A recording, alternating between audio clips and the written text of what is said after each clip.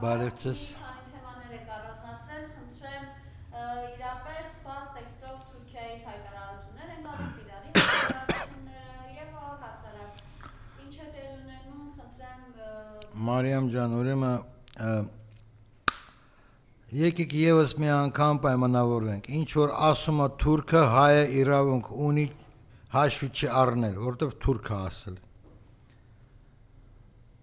Թե չէ ես ամեն ֆիդանի կամ ուրիշ դանի եւ այլ զիբիլ դանի խոսքերին անդրադառնալիս ես պետք է թուրքերին քննարկեմ, քննադատեմ կամ ինչ որ խելացի եզրակացություններ հայության համար հանում Թուրքիա ասացից։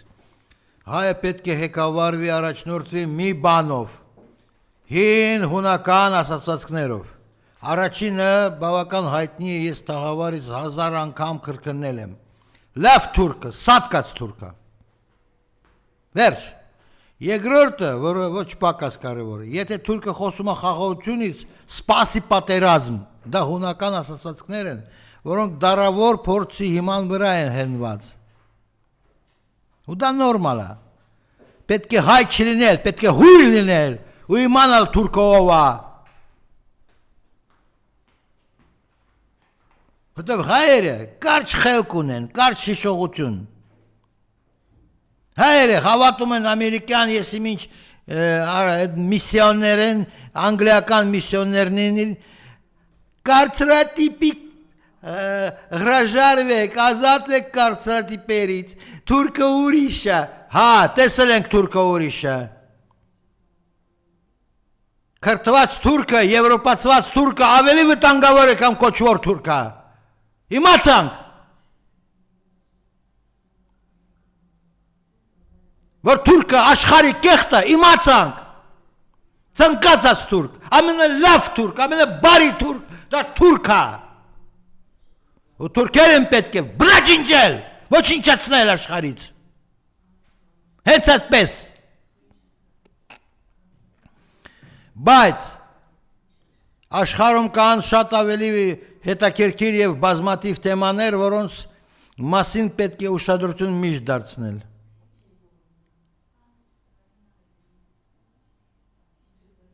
Դուք նկատել եք, որ ընթացիկ շաբաթվա ընթացքում չգիտես ոնց, չգիտես ինչու, որովհետև մանրամասները մեզի չեն հայտնում, մեզ հայտնի չեն այդ մանրամասները։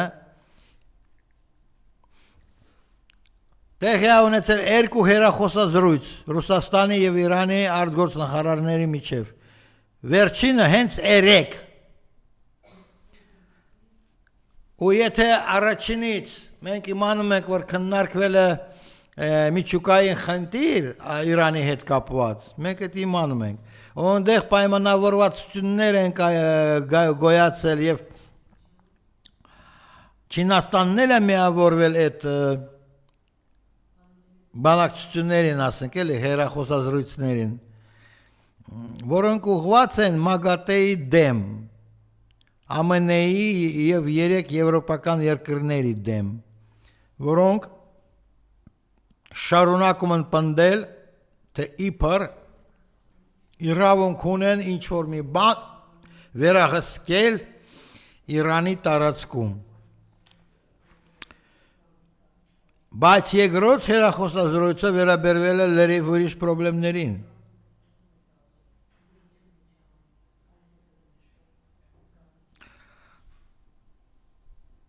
Ցավոք սրտի իհարկե մանրամասները չենք իմանում։ Մենք ստիպված ենք դատում միայն այն պաշտոնյական աղբյուրների հայտարարություններից, որոնք նշում են, որ 3-5 շաբթի օրը հեռախոսազրույցի ընթացքում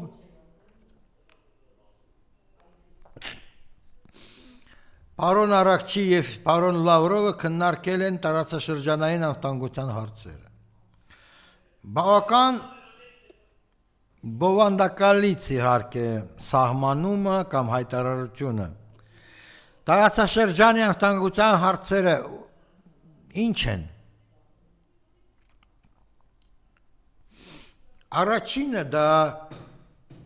ինչպես որ չզարմանան մարդիկ, տարածաշրջանային անվտանգության հարցերը, որոնք իրոք կարող են մտահոգեն եւ Իրանին եւ Ռուսաստանին միաժամանակ, դա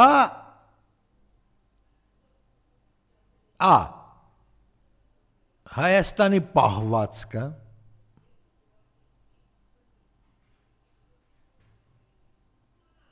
որը արդեն վտանգավոր է դառնում եւ Ռուսաստանի եւ Իրանի շահերի համար, B.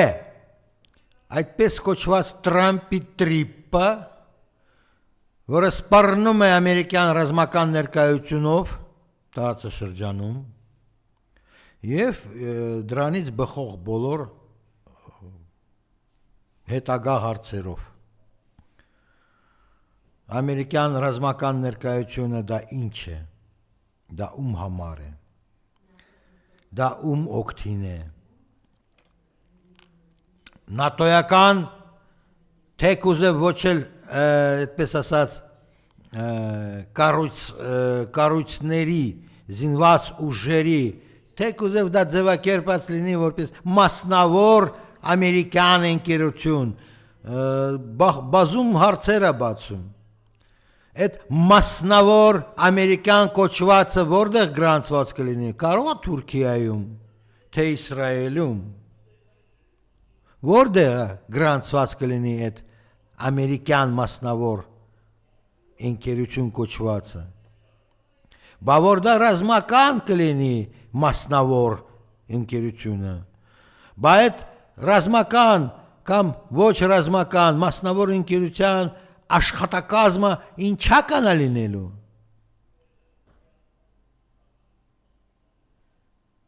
Ովքեր էին այնտեղ գրանցված կլինեն ուստեղ ուղարկված, ովքեր, թուրքեր, ջղուդներ, զիբիլզատ, աֆրիկացիներ, ով, ում են պատրաստում Հայաստանի և հայերի գլխին։ Հարցեր են, չէ, որոնք պահանջում են պատասխաններ, որը չունի Երևանը, որտև Երևանը դա ընդհանրապես արդեն արտաքին քաղաքական ոլորտում գոյություն չունեցող միավոր է։ Նա հանձնել է բոլոր ռազմավարական նշանակություն ունեցող դիրքերը և տարածաշրջանում և աշխարհում։ Կարող ենք նշել, առաջինը և գլխավորը եղել է Արցախի ազատ անկախ հանրապետություն։ Հանձնել են, հիմա Սյունիք են հանձնում, Տրամպի տրիպի տակ։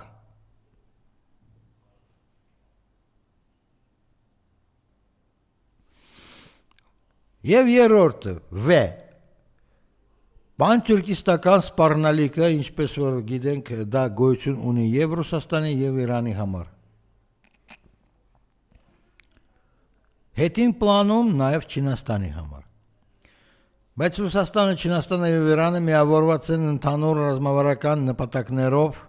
ծրագրերով և այլով։ Ահա թե ինչ կտրվածքով կարող են կնարկել, մատնանշեմ ևս մի անգամ, ընդգծված, մի շաբաթվա ընթացքում երկրորդ հեռախոսազրույցի ժամանակ, և Լավրովը, և Արաքչին։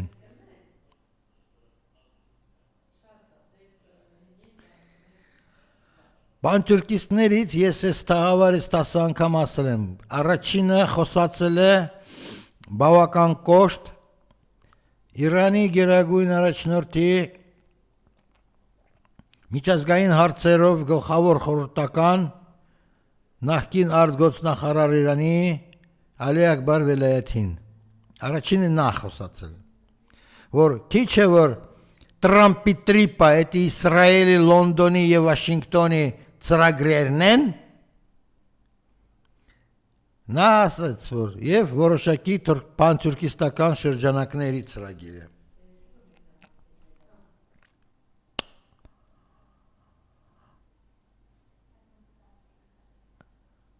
Իհարկե, այդ կտրվածքով, այդ տեսանկյունից մեզ հետաքրքիր պետք է լինի թե ինչու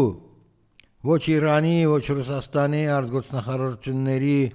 մամլոյցարությունները չեն լուսաբանում այդ հեռախոսազրույցի բովանդակությունը։ 2-3 նախադասություն միայն։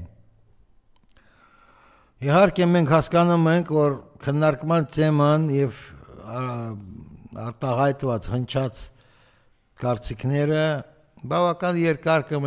կմնան երևի թե այդ խիստ գաղտնի վերնագրի տակ։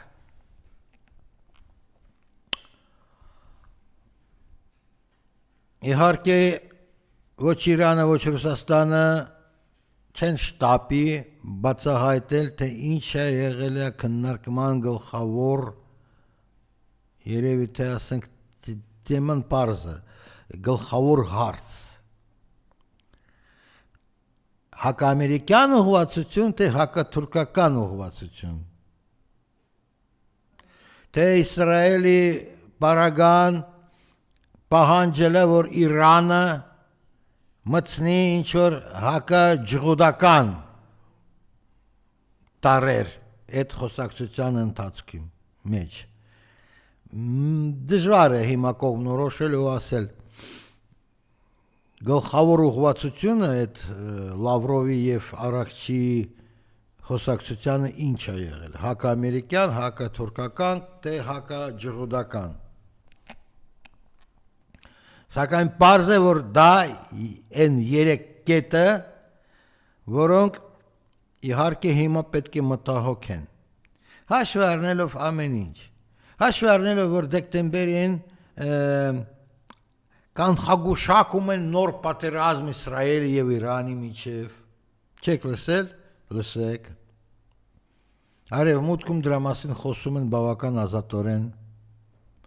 Հաշվի առնելով, որ կան ինչ-որ հարցեր, ինչպես դուք ասել եք, ֆիդաններ արտահայտվում են։ Հետաքրքիր է։ Թուրքական բանտի նախկին կլուչնիկը, ով կա որ հանդիսանում այդ ֆիդանը, խականը։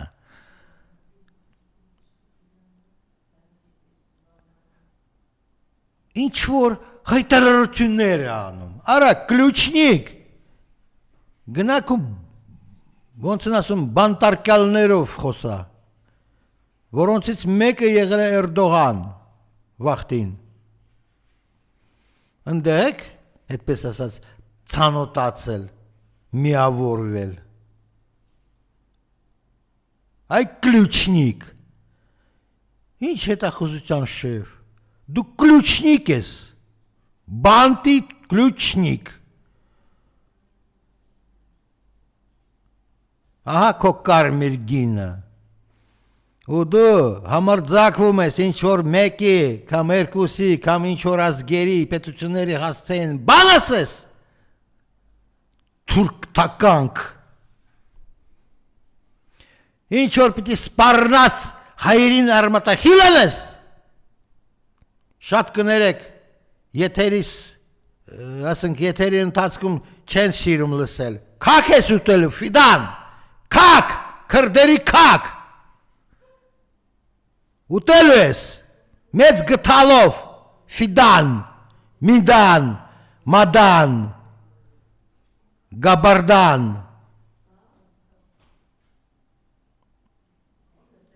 լսի ֆիդան, ոչ պակաս մուսուլման, ոչ պակաս է մուսուլման քեզնից կամ ուրիշից, վելայատին ասաց դերևս ամրանը, իսկ մենք արմատախիլ ենք անելու բոլոր ջուդների և ամերիկացիների վարձկաններին մեր տարածաշրջանում, դա վերաբերում է ոչ միայն Նիկոլիկին կամ Ալիևին, դա վերաբերում է նաև քեզ, քո Թուրքիային, վարձկաններին կոչնչացնեն ստեղ, ինչպես և երբ կնա զանգի վելայաթին ու իմացի, Ես չպիտի որոշեմ էդի, երբ քեզ վերջ են դնելու, քո Թուրքիայի վերջ են դնելու։ Վելայետին երևի իմանում է, զանգի խոսացեք։ Նախկին արտգործնախարար Իրանի շատ բան իմանում ձեր սիրած թուրքերի եւ Թուրքիայի մասին։ Մի վախեցի, արդեն այդ ինֆորմացիաները փոխանցված են Պեկին, Մոսկվա եւ այլն, ուրիշ տեղեր, որտեղ որ որոշել են, որ թուրքերը կեղտ են աշխարհի, պիտի ոչնչացվեն թուրքերը։ Միշտ։ Համենայն դեպս, երեկվա զրույցի ուղղվածությունները իհարկե պետք է եւ մտահոգ են եւ հետաքրքիր մնան, մինչեւ որ չբացահայտվեն բոլոր մանրամասները, մանրուքները, երբ դա կլինի 50 տարի առաջ, հետո 100 տարի հետո դժվարանում ենք ասել։ Հիստ գաղտնի թեմաները բավական երկար դարեր շարունակ մնում են երկար։ Գիտեք, օրինակ, այն փաստը,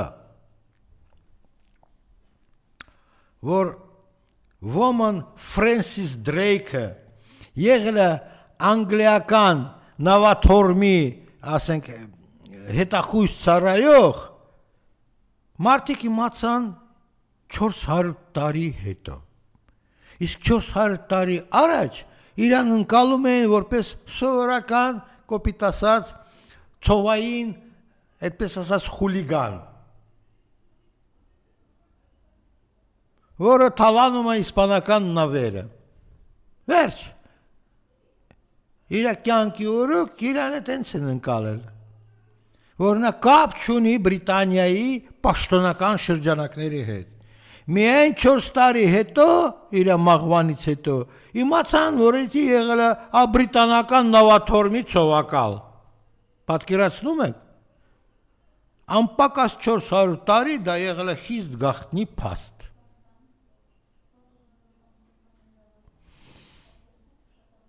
Իսկ իր գործարքները միջնադարում նշանակել են, որ Բրիտանիան տանում է պրոքսի պատերազմ Իսպանիայի դեմ։ Վերջ։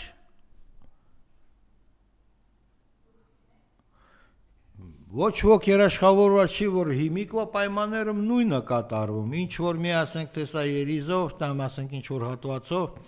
կան ինչ որ պիրատներ, կան ինչ որ ահաբեկիչներ, կան ինչ որ դե Սիրիան ձեզ վառօրինակը։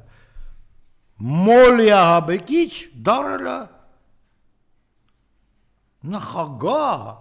եվրոպական համազգեստով, վիսկապով, եսի ինչ, Թրամփը իրան հավանում է, անվանում է շատ լավ տղա, դե խնդրեմ։ Ահաբեկիչ, որ աչք է ընկել դրանով, որ մարդկանց գլխահատում էր։ Հիմա իրան ընդունում են, արդեն ընդունում են տարբեր տեղեր, բա, այնպես, որ մենք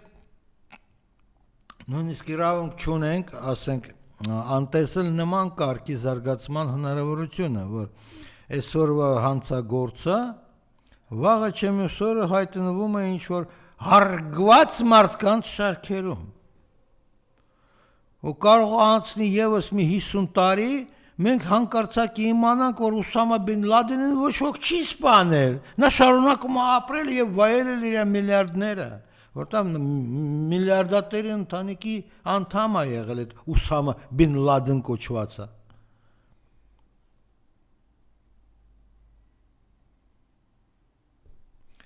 Դե գիտեք ինչ, ամեն դեպքում տվյալ, ասենք, ընթացքային, ասենք, մեր փուլը այնքան բարդացած է արդեն, որ ցանկացած տարածաշրջանային անվտանգությունից խոսելիս այդ զրույցի երկու մասնակից կողմեր բնականաբար անդրադարձել են բոլոր մանրուքներին։ Եթե ես դատեմ այդ Մարիա Զախարովայի վերջի բրիֆինգից, ասուլիսից, իբր թե արտգործնախարարությունը Ռուսաստանի նույնիսկ հետաքրքրվում է, թե Հայաստանում Սամվել Կարապետյանի շուրջ ինչ է կատարվում, ու ինչ որ ալիքներ ունեն, բանակցություններ ունեն Նիկոլիկների հետ, որովհետև ուզած-չուզած դա ռուսական բիզնեսի դեմ արված քայլերն են։ Կարող է, հնարավոր է։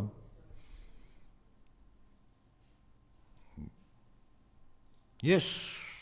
ոչ մի հիմք չունեմ ժխտել Զախարովայի ասածները։ Ես չեմ կարող ժխտեմ։ Բայց ես մյուս կողմից ուզում եմ ուղղեմ մի հարց այդ Զախարովային։ Բա որ հետաքրքրված եք, ինչու բան չեք ձեռնարկում։ Միգուցե դուք նույնիսկ համաձայն եք, որ հալացեն Սամվել Կարապետյանին եւ Սամվել Կարապետյանի գլխավորած ընկերությունը։ Միգուցե դուք տոկոս եք ստանում դրանից։ Մարիա Զախարովա, գուցե ժամանակը եկել բացահայտել ձեր կարտերը։ Ամեն դեպքում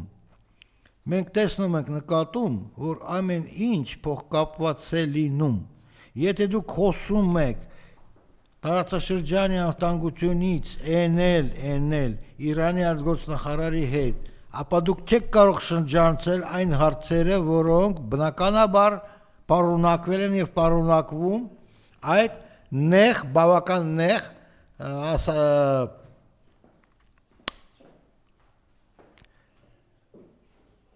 իմաստային բանով հարցով, նեղ բավական, ասենք, ինչ-որ նախադասության մեջ, տարածաշրջանային անվտանգությունը այդ թվում պարունակում է նաև տարբեր Սամվել Կարապետյանների ճակատագրի հարցը։ Այդ թվում։ Եթե դուք շարունակաբար սկսում եք ամեն բրիֆինգի վաղտ ասել, մենք հետաքրքրվում ենք, դե մի հատ ապացուցեք, որ հետաքրքրված եք։ Մի հատ իմանանք, էլի, ինչով եք դուք հետաքրքրվում։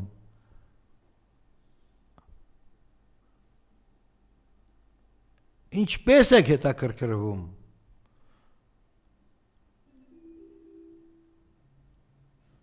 Ցանկանում եք օժանդակել այդ մարդկանց, որոնք հայտնվել են,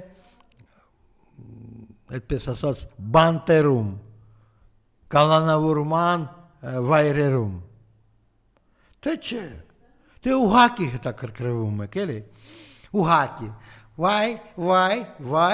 վայով չի լուծում ոչ մի հարց։ Ամեն դեպքում, եթե Իրանը ու Ռուսաստանը իրոք շահագրգռված են լուծեն անվտանգության հարցերը մեր տարածաշրջանում, ապա նախ եւ առաջ նրանք պետք է այդ Ամերիկայի եւ Իսրայելի վարձկաններին վերջ տալը արագացնել, ում բարիս բուն իմաստով երևում է, ով աստեղ վարձկան, արևմուտքի, ԱՄՆ-ի եւ սիոնիստական լոբբիների։ Դա Թուրքիան է, նախ եւ առաջ Թուրքիան է, Ֆիդաններով, Էրդողաններով, առաջի վարձկանը անգլոսաքսերի եւ ջուղդների դա Թուրքիան է, որովհետեւ Թուրքիա ժամանակին 2011 թվականին հենց Ամերիկայում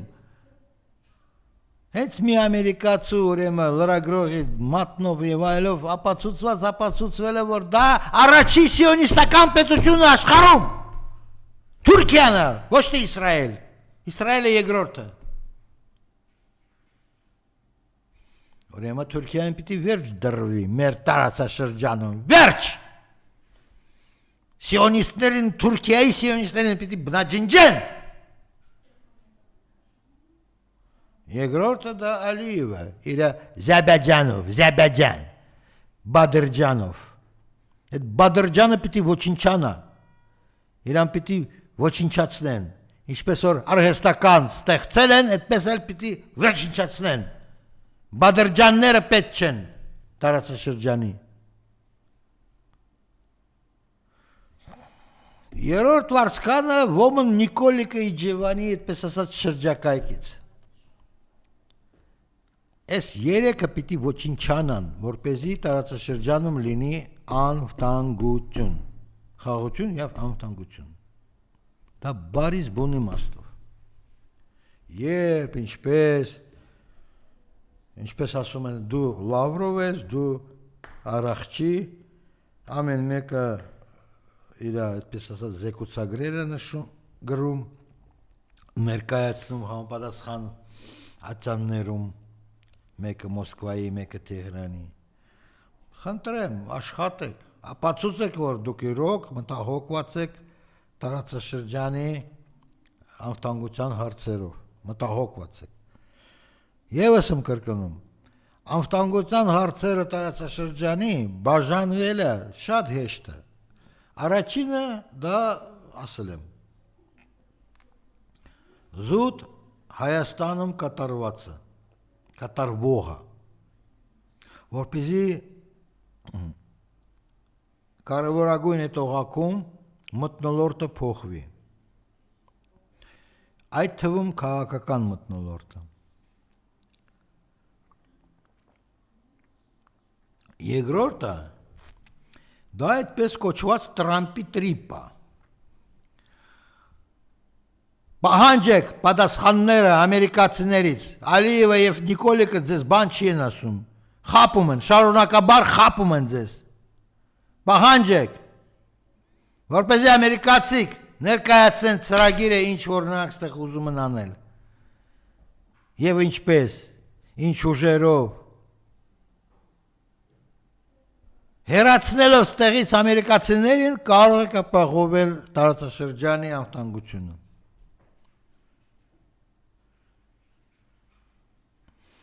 Չեք հեռացնի, չեք ապահովի անվտանգությունը տարածաշրջանում։ Լավրով, Արախչի, դա հասկանալի չէ ձեզ համար։ Պիտի որ հասկանալի լինի։ Եվ երրորդ կետը դա պանթյուրքիստական սպառնալիքը, որը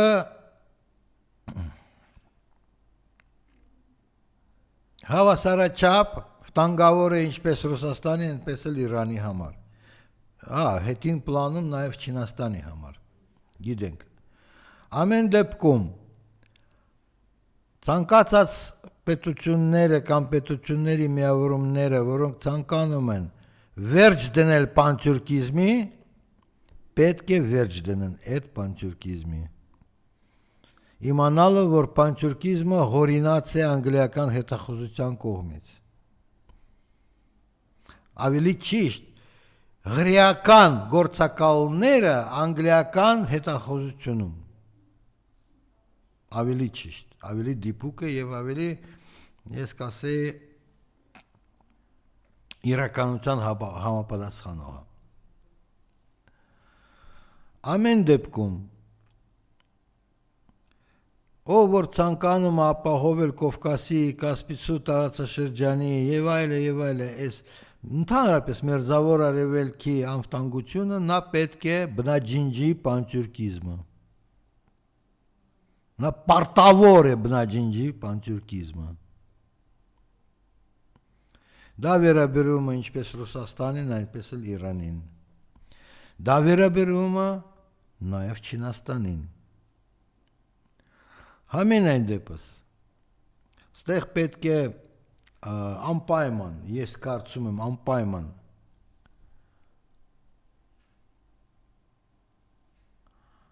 քանի որ հույս չունենք, որ Երևանում ինչ-որ մեկը ընդհանրապես խելք ունի, ուղեղ ունի, մենք պետք է լինենք, ասենք,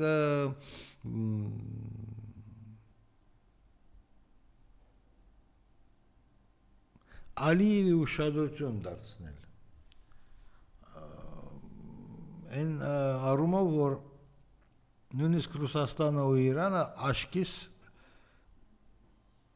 գերադասում են գործ բռնել հենց Ալիևի հետ։ Որովհետև երևի թե հույս ունեն, որ Ալիևի միջոցով կարելի է կազմակերպել այդ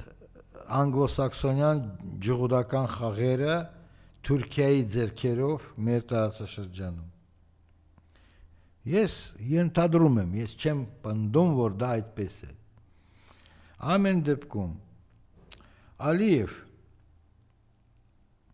քեզ դեռ խնայում են եւ Մոսկվան եւ Թեհրան։ Ուրեմն դու իրենց պետք ես։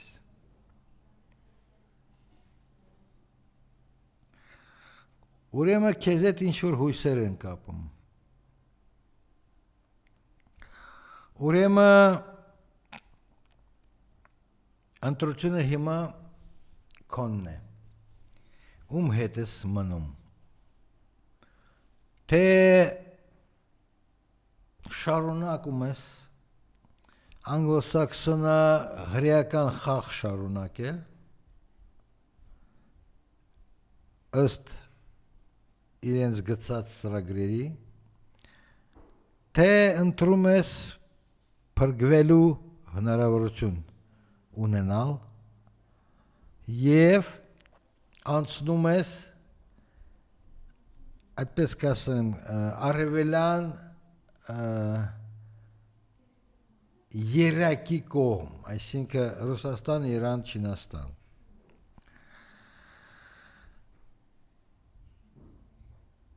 Լինելով անգլոսաքսերի եւ ջհուդների տակ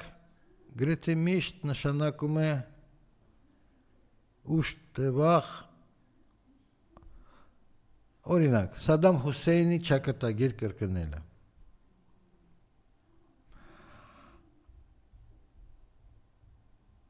Այսինքն ստեղ ավարտը երևում է, էլի տեսել ենք երևում է։ Նույն ճանապարհով անցել է միջալոց նույն Մուամմար Կադդաֆի Լիբիայից։ Անցնելով արևելյան երակի կողմը ես իմ գոնե ֆիզիկական առումով ֆիզիկապես շանս ստանալ մնալ վահաժամ չսատկել կախաղանի վրա։ Հիմա այդ ընտրությունը ոնց է կատարելու Ալիև։ Աստված գիտի։ Ամեն դեպքում ընտրությունը քոնն է։ Ընտրի։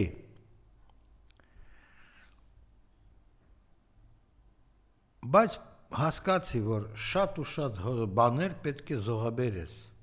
որպեսզի փրկվես։ Շատ ու շատ բաներ։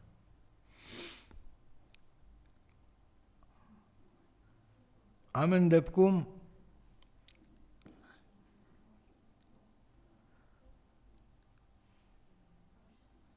քո որոշումից շատ է կախված։ Աղավոր շատ է կախված։ Դու պետք է գիտակցես, որ ամերիկյան եւ ջհուդական խաղերը ստեղ չեն անցնի։ Պետք է հասկանաս դա ու գիտակցես։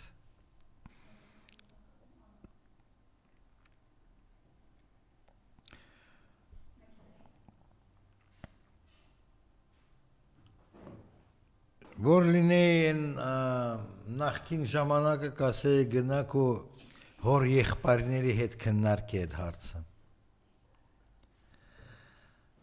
Հիմա ինչպես ես լսել եմ հոր եղբայրներից մնացել է միայն մեկը։ Դե գոնե իր հետ քննարկի այդ հարցը։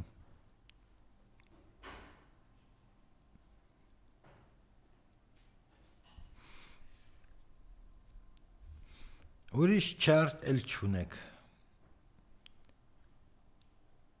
անգլոսաքսերի եւ սիոնիստների վարձկաններից մեկը։ Հիմա ասածս փորձեմ կրկնել ռուսերեն, որպեսզի քո թարգմանիչները չչարչարվեն։ Алиев, пришло время, чтобы ты определился и принял решение. На Ереван, на другие столицы не смотри. Раз уж вопрос региональной безопасности во второй раз за текущую неделю стал предметом разговора между министрами иностранных дел России и Ирана, проблема стала очень острой. И они связывают какие-то свои надежды именно с тобой, а не с Ереваном или с какой-то другой стороной. То есть какие-то расчеты есть, какие-то есть представления о том, что связи с тобой, разговор, диалог с тобой сохраняя, Москва и Тегеран намного больше могут достичь, чем если будут ориентироваться на прямую марионетку англосаксов в Ереване.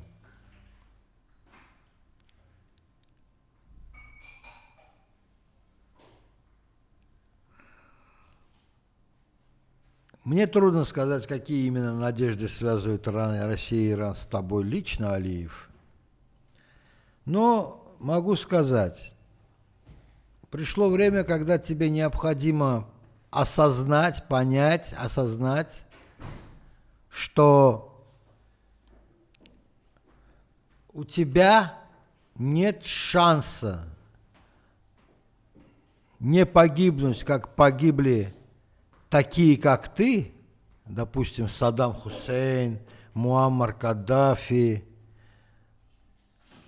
раньше времени, раньше отведенного Богом времени. Сейчас от твоего выбора зависит то, ты хоть что-то сохранишь или нет. Потому что ты должен помнить, что многоликий агент 5, 6, 10 спецслужб Запада и Советского Союза Саддам Хусейн кончил жизнь на виселице. Что сделали с Каддафи? Ну вот, порыскай в интернете, увидишь.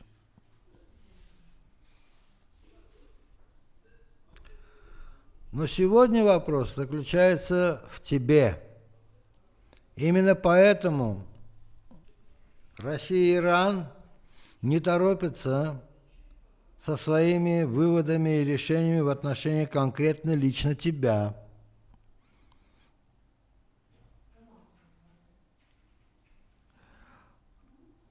Но это решение, оно судьбоносное. Тебе придется ведь ради этого решения очень многим пожертвовать. Очень многим. Ну, хотя бы жизнь физическая может сохраниться, если ты в этом заинтересован. Потому что, как это ни странно,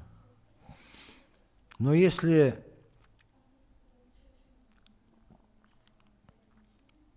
говорить о региональной безопасности, то это именно ты, Алиев, должен понять, что здесь не будет никакого трампи-трипа, никакого зангизурского коридора, никакого туркского пути не будет. Ты обязан это понять, Алиев.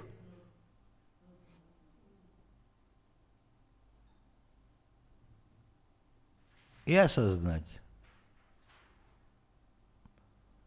Так что выбор за тобой, Алиев. Чем станет этот регион? Сплошной площадкой каких-то силовых действий, в том числе в отношении тебя и твоей семьи? или же действительно регионом мира, стабильности и безопасности на сегодняшний день. Что будет завтра, ни ты, ни я, никто другой не могут предсказать. Говорят, есть такое выражение, высказывание: Аллах велик. Руководствуйся этим. Аллах велик. Да, Бог велик.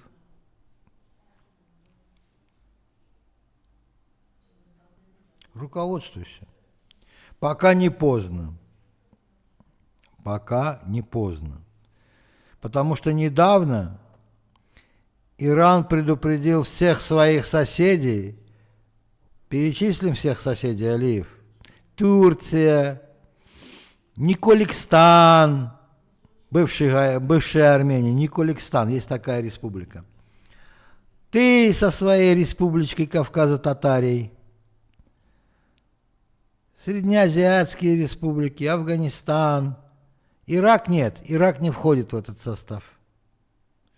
В Ираке победили шииты, братья иранцев. Так что Ирак обеспечил себе безопасность и стабильность. Страны Аравийского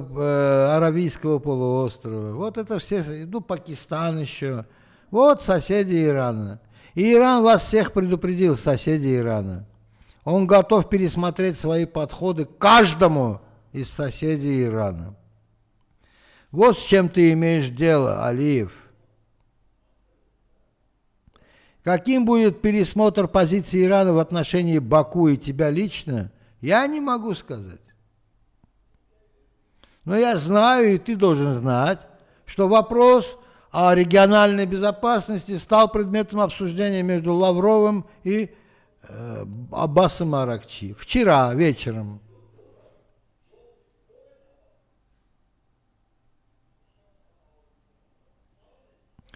Так что делай выводы, Алиев, принимай решение, на чьей ты стороне. На стороне так называемых наемников, англосаксов и сионистов, в число которых включен и твой братан Эрдоган, братан. Или ты на стороне евразийской тройки,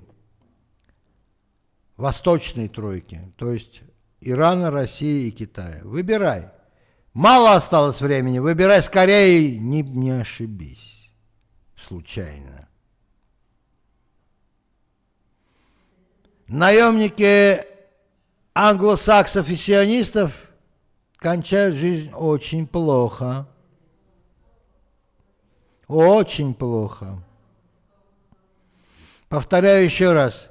Пример Саддама Хусейна и Каддафи тебе в руки. Смотри на это и определяйся. Ու քանի որ մենք զգուշացրել ենք գլխավոր այսօրվա օրով պատերազմի քարոզիչին, ես կարծում եմ, որ կարելի է նաև դրանով ավարտել այսօրվա մեր խոսակցությունը, մեր երկխոսությունը ունկնդրների հետ։ Միայն մի բան կասեմ. Հայաստանում ապրող մարդիկ ևս պետք է կողմնորոշվեն։ Նրանք ցանկանում են հավատալ արձի հեքիաթներին, որ թուրքը մարդ է ու թուրքը լավն է, թե ոչ։